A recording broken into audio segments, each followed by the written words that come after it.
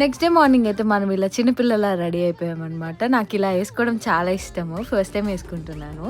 And మేము next ఒక water falls దగ్గరికి వెళ్ళిపోతున్నాం అనమాట. క్యూబెక్‌లో చాలా ఫేమస్.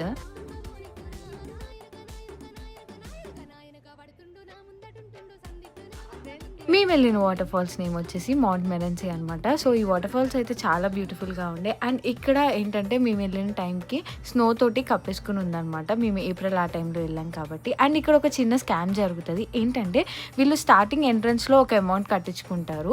బట్ మళ్ళీ మనం పైకెళ్ళిన తర్వాత మళ్ళీ పార్కింగ్ ఛార్జెస్ అంటారు. కాకపోతే రెండిటికి ఒకటే అమౌంట్ అనమాట. సో కింద కడితే పైన అదే టికెట్ చూపిస్తే సరిపోతుంది.